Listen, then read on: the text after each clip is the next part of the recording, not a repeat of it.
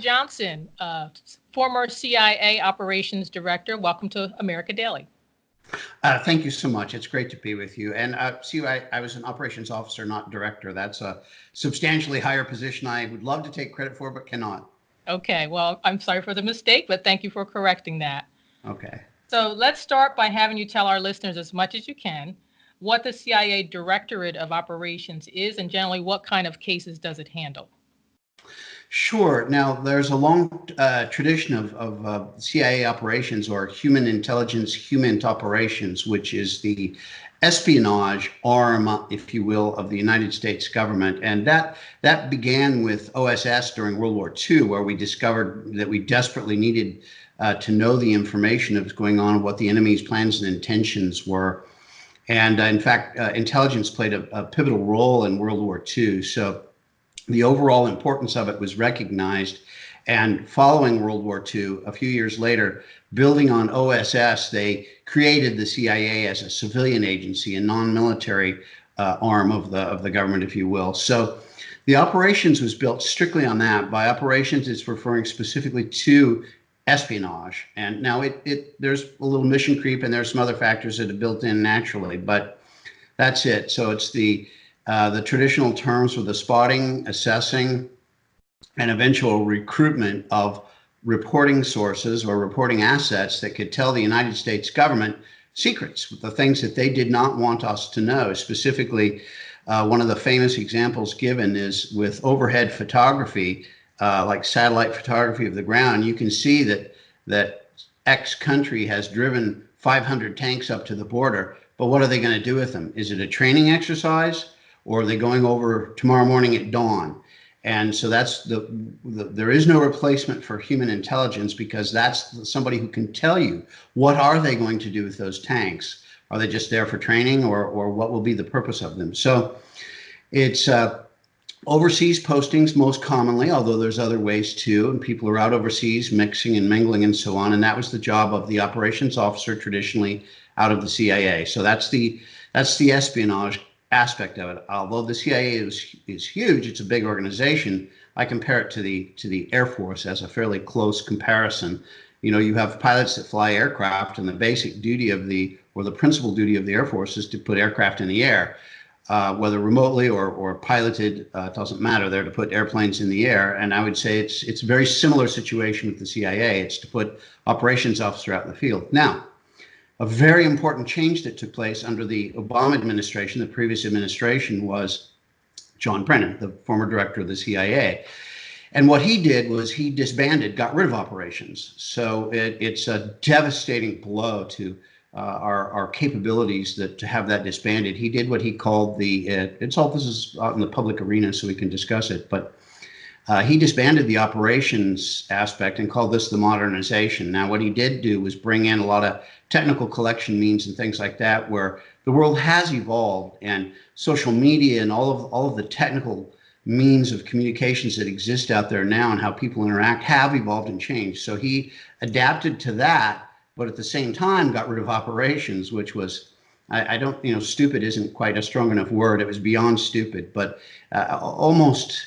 I don't mean traitorous in the legal sense, but almost traitorous in the as to the interests of the national security issues that we're facing, especially today, where it's getting worse, not better, because it's sort of disbanded out. You don't have to just worry about the Soviet Union. Now you've got this array of problems that are out there that you have to be prepared to face and to disarm ourselves in the intelligence field. It's just abject stupidity. But what you had was this decades of building experience from OSS through up until John Brennan, where you developed these people, operations officers like myself, who had many overseas tours and a lot of experience and learned from the people that came from before them. And the lessons that were learned were then taught. And it was lessons learned through blood, sweat, and tears, literally. And those lessons have all been flushed down the toilet. Those things aren't taught like they used to be. And there is no operations cadre. They hire people in, they call them operations, but you're now part of these mission centers, which is this big mishmash of everybody just sort of plopped in there. And so anybody can apply for overseas positions. Anybody can go off and get a 2-week course or a 4-week course or whatever, and then they plop them out there. But it's not a career path where you develop the expertise that you need. And you may remember, I'll kind of close out on that aspect, but you may remember Stormin Norman Schwarzkopf, who did the first Iraq War. And one of the comments in one of the moments in an interview that he once made was that, and of course he was the commanding general, and he commented on how superb his combat colonels were, and it made his job so easy to win that particular war because of the quality of the combat colonels he had, which is absolutely true. And he made the comment that it takes 20 years to build a fully capable combat colonel. I would echo that precisely. It takes the same amount of time to create a fully capable chief of station who can operate in difficult circumstances overseas. It takes that 20-year path to create that man. The problem now, as I said, with the disbanding of operations as a directorate, you no longer have that pipeline of the 20 years of building that person, and you just draw from any old person, and that it has and is getting people killed, and it has lowered our guard because our capability to collect information that's secret that the other guys don't want us to know is diminished. So it's a horrible thing that has to be turned around, and nobody's even talking about it. The current director, Gina Haspel, who should know better, has done absolutely nothing. Absolutely nothing. So it's a disaster. I'll put it that way. So you mentioned John Brennan, and John Brennan was the former CIA director back during this Russia collusion case. And I wanted to get into that a little bit. But before we do, can you tell me what the difference is between the FBI and the CIA in terms of the types of work that they do? Certainly. The FBI is principally a law enforcement organization, and their law enforcement division is by far the largest within the FBI. They also have a second division, which is the CI, or counterintelligence division, which is where their intelligence activities reside. Now, that traditionally has been more or less divided into two parts, not equal size, but two parts, and that was the FI, or foreign intelligence, which means the collection. Foreigners come to the United States and they're recruited to be reporting assets, or an act of espionage, if you will. They're recruited to report back to the United States. And then there's the CI, which is when foreigners come and they're conducting espionage on our grounds. They're trying to recruit Americans to report to them. So that was traditionally where the FBI resided. And as I said, it's a much smaller division within the FBI, but still a very important and very significant one. That was the position as head of CI that Peter Strzok held, which is, of course, he's very famous with Lisa Page for the text messages going back and forth. Okay, so now going into this FISA warrant, can you just briefly explain to us what a FISA warrant is and when can it be used? Sure. Now, FISA warrants are a very interesting thing. These actually developed, FISA came out of the Church Commission, which was back in the 70s, where Frank Church was out of Idaho, and he was a deeply ambitious man and wanted to be president of the United States. And so he was very aggressive in the Church Commission, trying to investigate the CIA, among other things. So one of the offshoots out of that was to try and block who is investigated and looked at closely, so it just isn't run amok where they can just do what they want, which is an interesting turn of events because it's sort of been turned on its ear as this has evolved. But the FISA warrant, or the FISA process, was basically the handshake to take place between intelligence on the one hand and law enforcement on the other. So what happened is, over the years, you'd have a lot of cases where information was developed from foreign sources. For example, just to pick something easy, like a narcotics thing. So collection taking place in Colombia would learn that somebody in Chicago is running large amounts of heroin and cocaine and things like that. So now, since it was intelligence collected, you have to be cautious going into the courtroom, because that would then uncover all of those espionage sources that are taking place. So you had to have a way to pass the baton, if you will, and that was FISA. So the information FISA is really as much, if not more, an intelligence document than it is a legal document, because the origin is intelligence. So it's passed to law enforcement.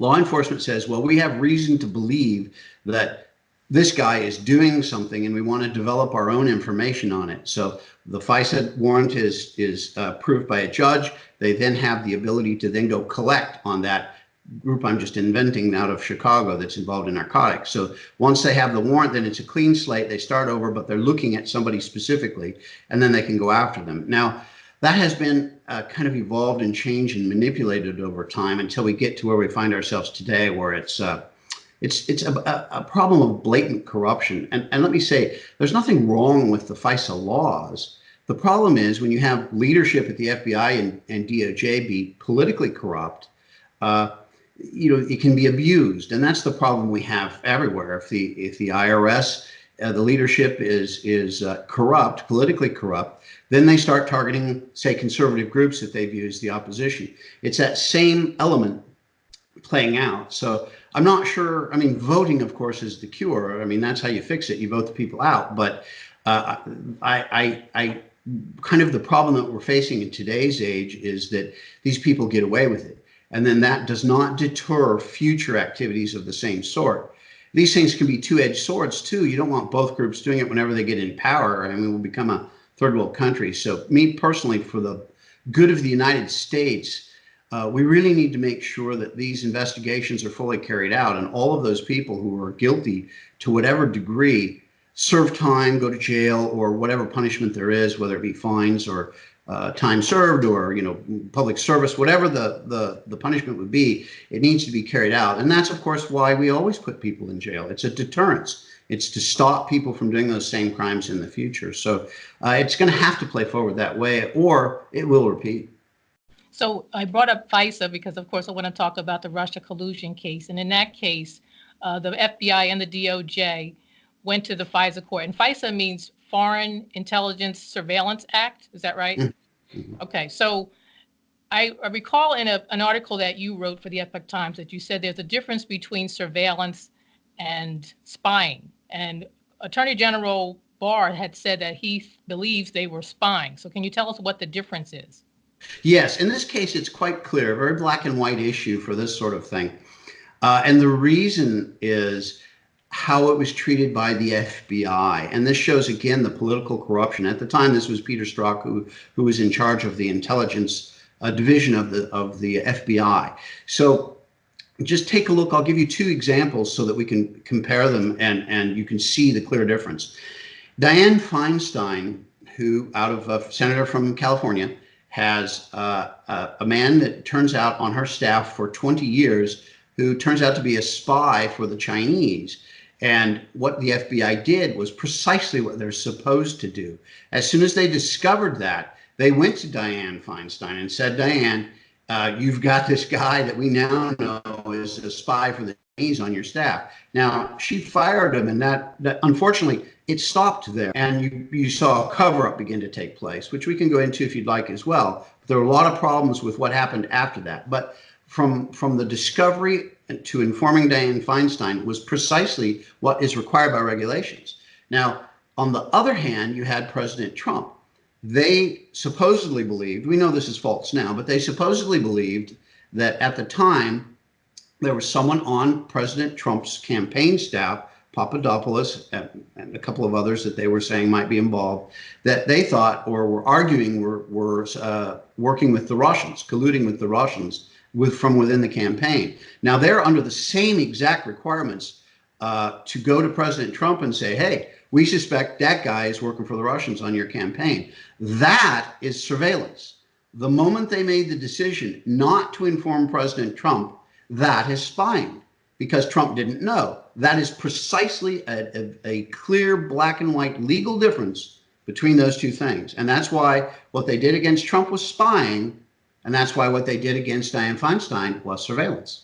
Okay, so let's walk through this then. So we've talked about what a FISA warrant is. And in this investigation, the FBI and the DOJ sought a FISA warrant from the court. But the application that they submitted included something called the Steele dossier, which I'll let you explain it further a little bit later. And this application, the first one was against Carter Page, right? So in terms of intelligence protocols, What is important about about the FBI's first application for the FISA warrant, and why is it important for us to know about what they did? Sure. Now, of course, the Steele dossier was a political document, and one of the things that's important for anyone listening to understand is everyone knew it was a political document from the very beginning, and the origin of it was paid for by the Hillary Clinton campaign, and it went forward through lawyers and a couple of, my term would be cutouts. It went through a couple of cutouts, which lawyers' offices are often used this way, so it's not unusual. And it eventually ended up in the hands of a former FBI reporting asset and someone who had cooperated with MI6, the British intelligence. And so that man then was tasked to go get dirt on President Trump. So what he did do, according to the information available on his activities, is one of his activities was he reached out to some probably retired former KGB, SVR is what it's currently called, Russian intelligence officers to get from them whatever their information was on bad stuff that Trump might have done. So that's part of the connection of where the information came from. Now, a very important aspect of that is what happens at that point. Well, from the KGB, I'll use the old term because everyone knows it, but from the Russian intelligence KGB guys, they don't really completely ever retire. So what was the first thing they would have done? They would go to all their active duty guys, and there may have been active duty Russian intelligence guys involved with the Steele dossier. And so what did that create? That created the perfect opportunity for Russian intelligence to plant whatever they wanted in there. So that was, in fact, an act of collusion, but beginning with the Hillary Clinton campaign, going to Steele, who was creating the Steele dossier. Now, out of that, he didn't have any information. Nobody had any information, so he just made it up. And what he did was then tell the Russians, well, give me whatever, make stuff up. So that's what happened. And they gave him all this fictitious stuff. And as I said, the important aspect of that was that everybody knew it was false. Everybody knew it was a political document. But, and here's the rub, the DOJ and the FBI all used it as if it was an intelligence document, something gleaned from intelligence activities. Like myself in the old days, having been a chief of station operations officer, going to one of our foreign assets overseas who's reporting on secrets, conducting espionage at our behest, and collecting that information from him, that then would be an intelligence document. The Steele dossier was absolutely not anything of that nature, but it was presented to the judge, the FISA judge, as if it were an intelligence document.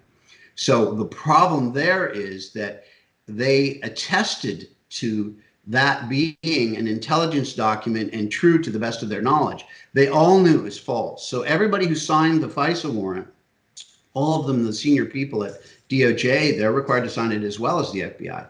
And for the 3 subsequent renewals, all of those people probably, there are different ways that could be construed, but would be guilty of, say, something along the lines of perjury.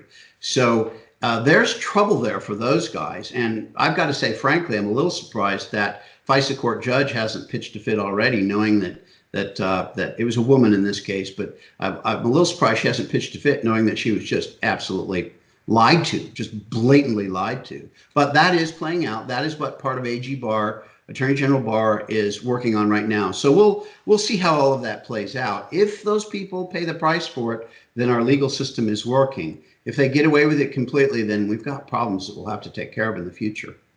Was it the same judge each time they applied for it? I believe that that's the process. I don't know if there's any variety in that, and I can't say with 100% certainty, but I believe it goes back to the same judge for renewal. So if they didn't have the Steele dossier, would they have been able to get the warrant? No, absolutely not. Absolutely not. Now, I've read the FISA warrant. Now, it was the redacted version that was made public. We've all read. But I have the advantage of I know what's in that document, and I'm familiar with those sorts of things. So if you look through the part that is unredacted, that tells you what's in the redacted parts, and there's nothing in there. There's no references to some completely different thing. Now, what you've seen, James Clapper, former NSC, and James Comey, former director of FBI, and John Brennan, former director of CIA. You've all seen them say, oh, well, there was other things in there and a lot of proof and blah, blah, blah. That's not true. And when that unredacted version is released, it's going to be absolutely clear to everyone that it's just not true. And the politicians that have had greater access to some of these things on the oversight committees and so on, and of course the White House, have made references to that. And very revealing, AG Barr himself said in an interview on Fox News that he went to now director of the FBI, Wray, and said, all right, why did all this get started? What are the reasons? What's the genesis of this whole thing? And his comment in the interview was that he has not received a satisfactory answer. And of course, there's many rumors on the Hill, it's rumint as we call it, rumor intelligence, that FBI Director Wray and AG Barr have had several kind of heated confrontations over these issues. But absolutely, AG Barr, that confirms absolutely everything I'm saying, because if there had been a lot of other intelligence in that FISA request, it would have been clear, and they would have just set that on the table in front of AG Barr. He would have looked at it and said, okay, this makes sense.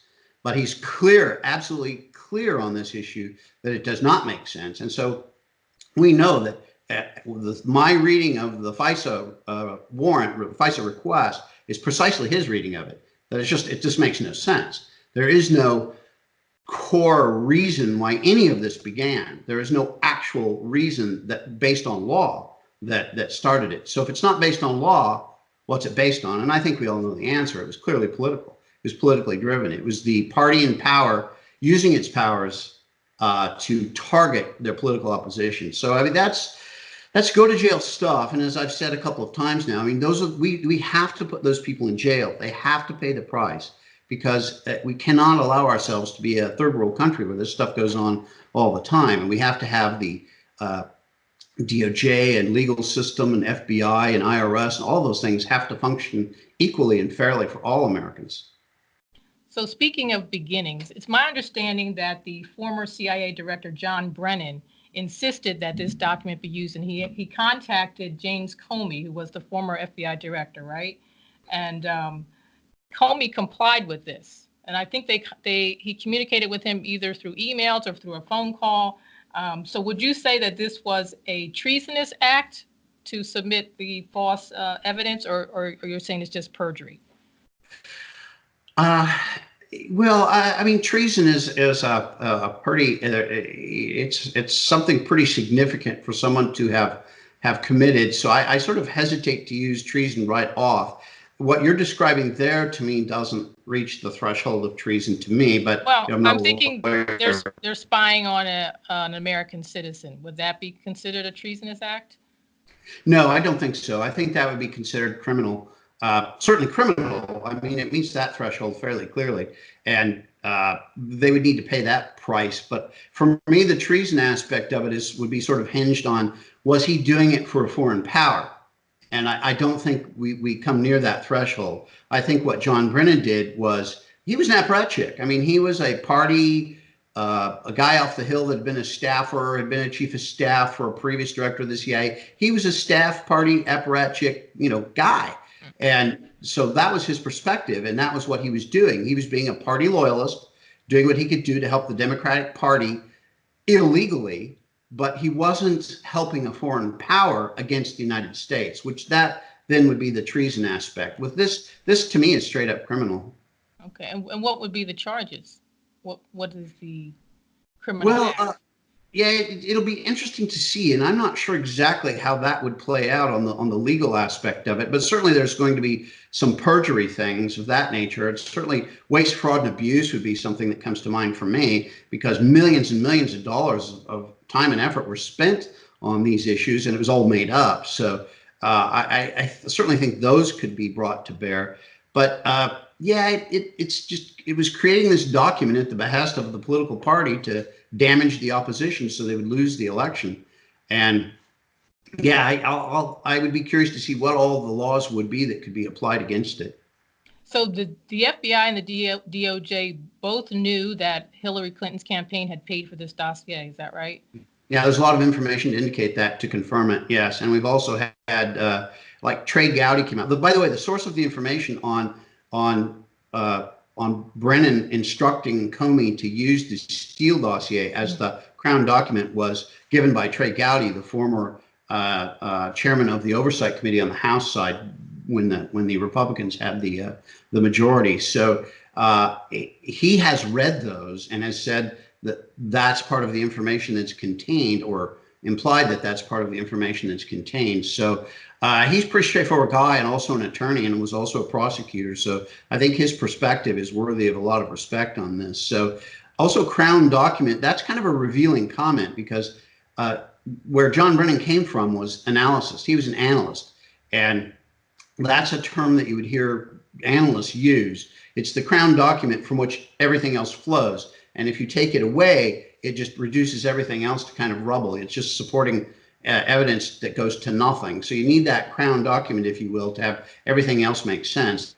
That would be the analyst sort of take on that. So it all makes sense. I'm convinced that all of that is exactly right, and that it was in fact John Brennan who pushed Comey to make sure that that document was included in his brief to the president, so that then James Clapper could then go to the press and bring all this out as a news item, something reportable.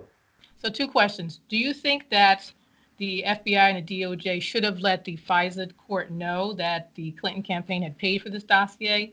And also, do you think that a counterintelligence investigation should have been opened up about against the Clinton campaign?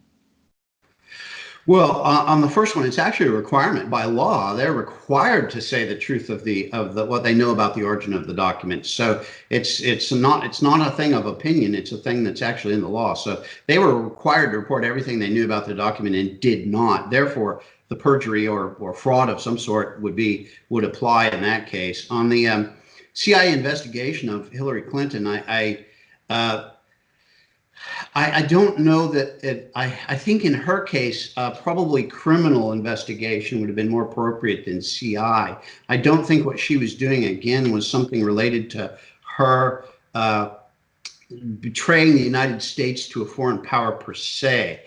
There's a lot of questions I have about some of the deals that were made when she was Secretary of State, and the money that went into the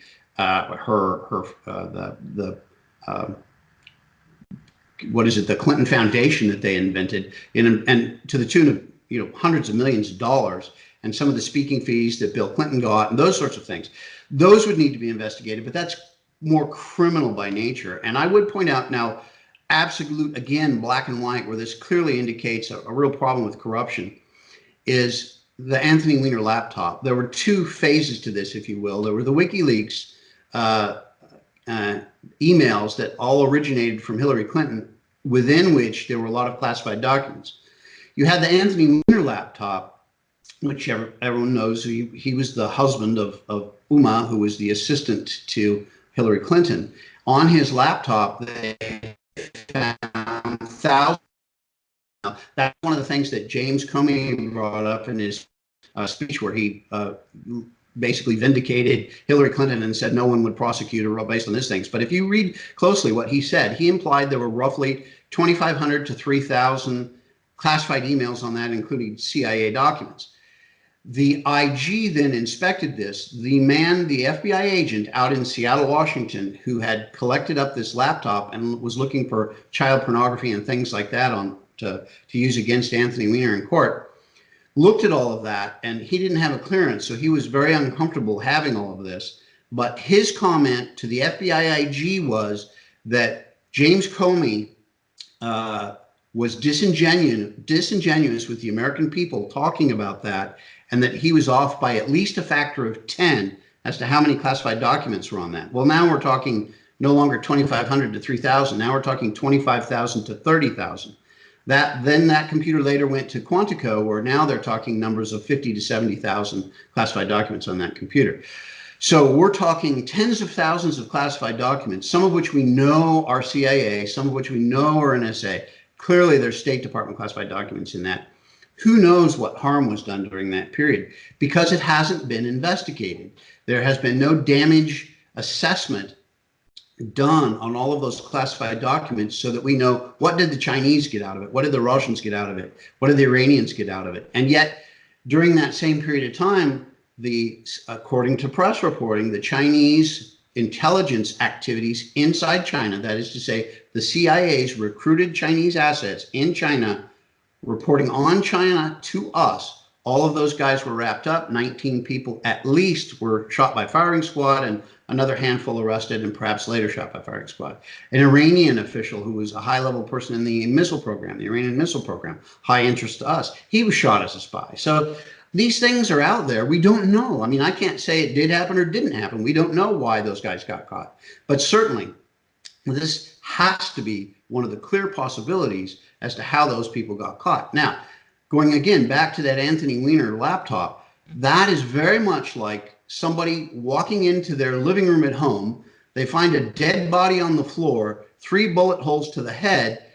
You look at it and go, okay, we know this is not suicide. We know this is a murder crime. We don't know who did it. We don't have somebody standing over the body with a gun, but you know that's a crime.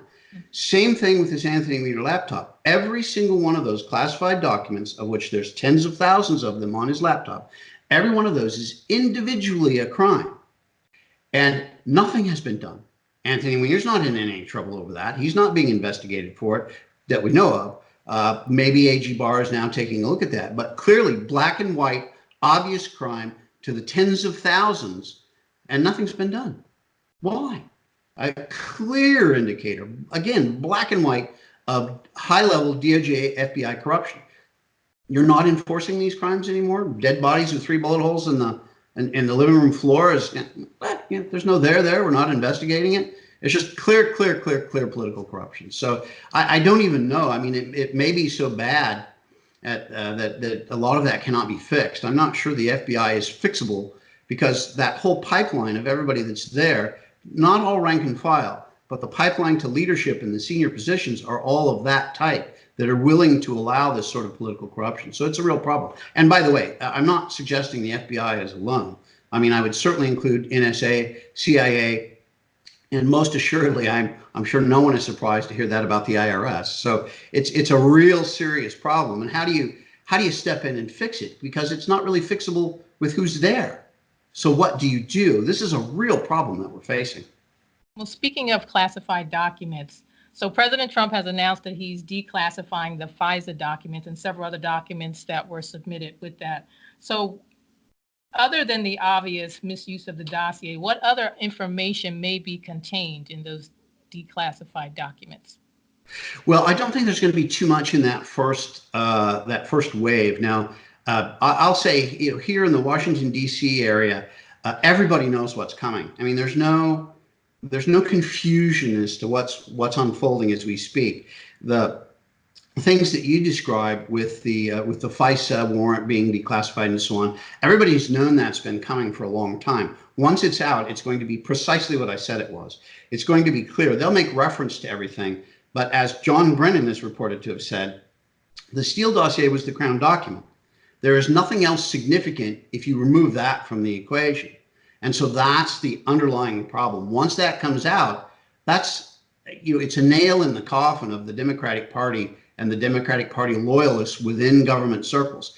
How do you excuse that? How do you explain it? Then will those people be in legal jeopardy over those things? And I think the answer is clearly yes on that aspect of it. And a guy like Barr, I wasn't sure what to think of him when he got nominated, but now that I've seen him in action and heard what he said, I think he truly believes in the legal system of the United States and wants to bring the FBI and DOJ back to the level where it's a trusted government agency. And he sees the danger of what has happened playing out into the future. So I think he's genuinely going to try and actually enforce the laws on this. So, but this is not a thing. Now, again, I wasn't sure what to think of President Trump either when he first got elected. But I mean, let's face it. How has he handled the press all along? And he'll do something out here that's kind of outrageous according to the press, and they'll go ballistic on it. While over here, President Trump is doing what he wants to do. So I mean, he's played them like a violin. So I have no doubt whatsoever. I have 100% confidence in the president's capability to play this to his advantage in dealing with the press. So I think there's zero question that this is just the first wave, and so you want to do one blockbuster at a time and then go to the next one and then to the next one and so on. And I think we're going to see a steady drumbeat beginning with the FISA warrant being released and some supporting document around it That's bomb number one. And then we'll move down the line and he's going to start having bomb after bomb every month, every 2 months, something like that, right up until 2020 elections. So that, I think you can gauge how much he's holding on to based on when he's beginning, so that every month or two from now on until elections, we're just going to see this stuff hit. So it's, as I was saying earlier too, one reference to this, the Democrats all know what's there. They all know what's coming. And this is why you see people like Nancy Pelosi, Speaker of the House currently for the Democrats.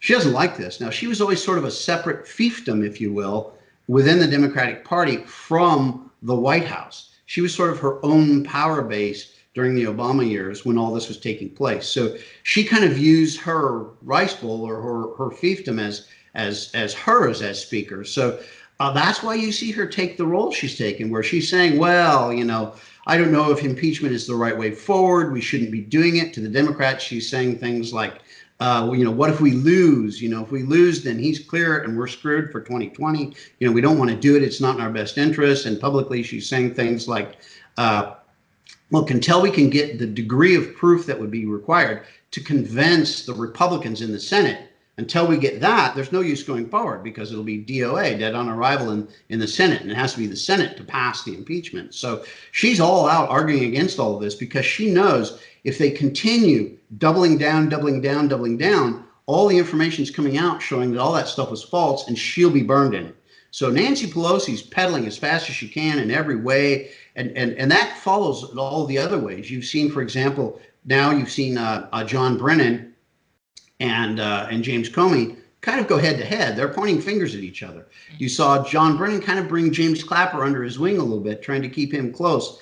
Because, I mean, and all three of those people were very good friends. They went out to dinner with each other and their wives and so on. So they're close associates and friends. So, like I said, everybody there knows what's happening. And so that's why you see the Democratic Party. They believe that their only defense is a very strong offense. And that's only a faction. But those are the guys out there screaming to impeach. There are probably some who don't really understand the full picture, but the guys that have been around all do.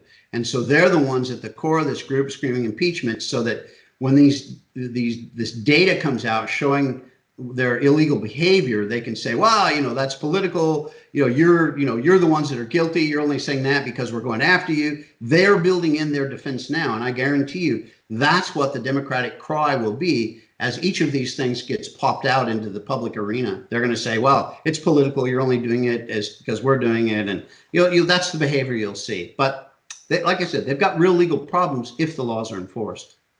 Well, you know, President Trump has said that there are going to be FISA documents released, and he says, and more. So, yes. Yeah, and you said there's not much with the FISA warrant, but what other documents could he be referring to? No, yeah, I'm sorry. I don't think he'll dilute the importance of the release of the FISA document with huge dumps of unrelated material. So I think there won't be tremendous amounts with the first dump of information that's declassified. I think there's huge amounts of information out there that will be released and declassified, but bit at a time. So I like I said, that first just group of documents will be sort of related to one issue.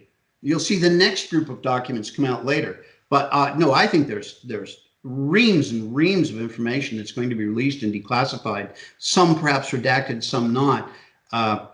That's going to show some real serious problems. And, you know, these emails and the text messages and all of those things, these emails between, we know they're there. Trey Gowdy said they're there. There's those things between the conversations between John Brennan and James Comey. Well, those will come out later too. Those are interesting. It makes no sense to release them with the FISA warrant. Also, let's not forget Papadopoulos, who was one of the guys targeted in a combined operation between British intelligence, Italian intelligence, the CIA, the FBI, and also the related law enforcement organizations in the UK and Italy targeted Papadopoulos. Now, again, while Papadopoulos was giving testimony, one of the things he commented on is the people on the oversight committee that were asking him questions had clearly read transcripts of all this stuff. So those are all out there too. Nobody's talking about that too much, but all that's going to come out. And like I said, the one phone call Trump made to the Prime Minister of Italy, and those 6 high-level intelligence guys in Italy were all sacked like that. They were all gone the next day. I mean, we all know what's coming. We know what's out there. We see this coming, but all that is going to be released. And like I said, it'll be bombshell at a time. So the first bombshell, like I said, I don't think will contain very much unrelated to the FISA warrant. There may be an occasional thing thrown in there. They might be setting the groundwork for future releases by releasing certain documents up front.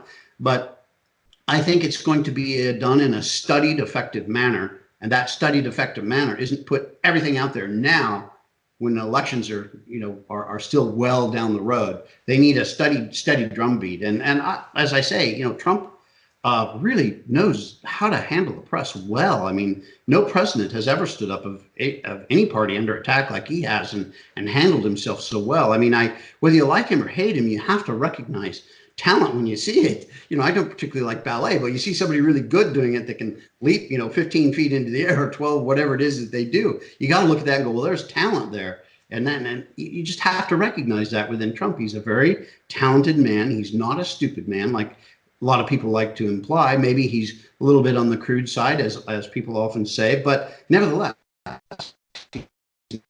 intelligent this between now and 2020 November elections. Okay, so now let's talk about the Inspector General's report. He's focusing on investigating the Steele dossier. Has that report come out yet?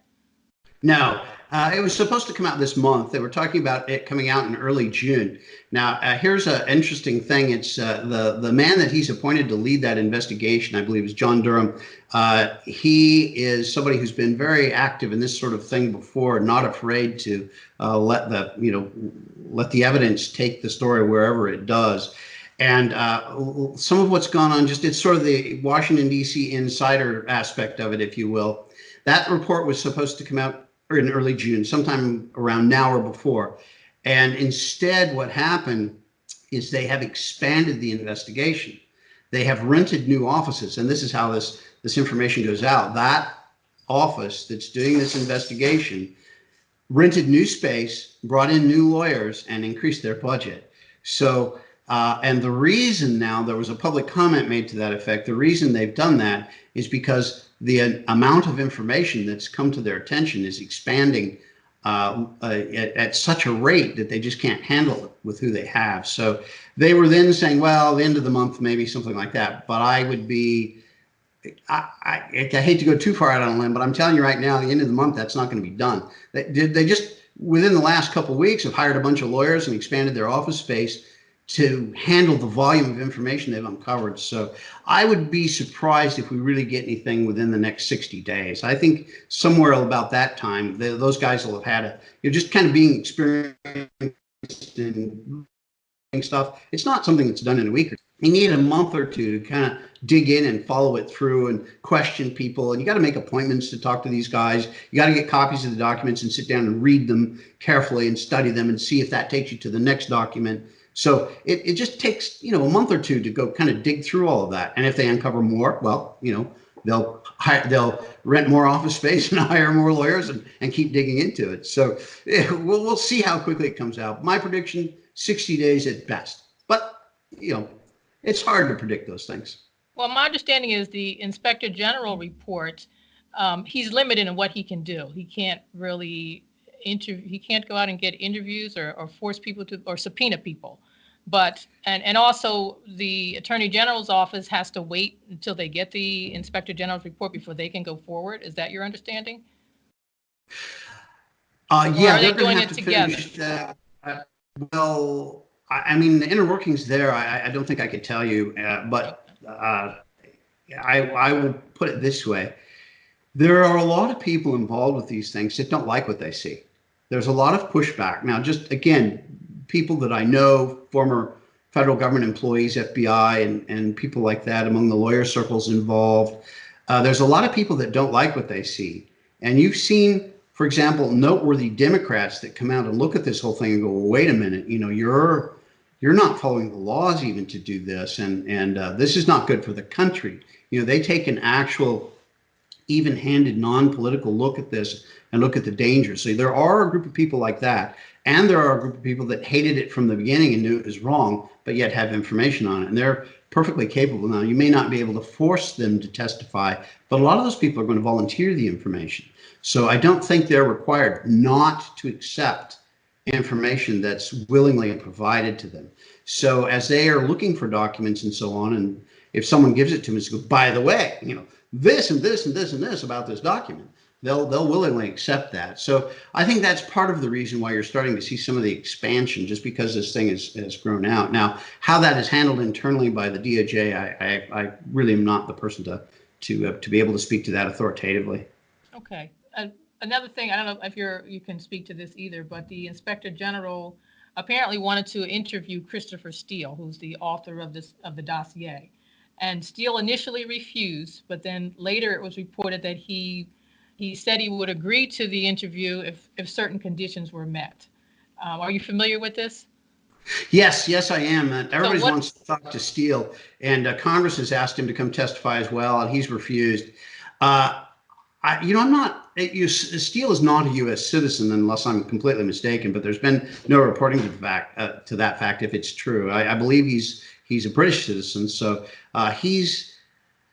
Unless he's extradited, which I would consider probably very unlikely, he'd have to be charged with a crime to have that happen. And I'm not sure Christopher Steele did anything illegal. I mean, he was paid to go dig up dirt. He dug up dirt and gave it to him, and what they do with it is their problem, not his. So I think his problem at this point is, if he comes in and starts testifying and talking, he'll essentially make himself what we can all kind of generically call a snitch. And in his world that he's operating in, then he's destroyed. He'll never work in any town again anywhere because it's such a famous case. So I think he's a little bit caught between a rock and a hard place, because his testimony is going to make a lot of people involved from the lawyer's office originating with the Clinton campaign. It's going to make them all look bad.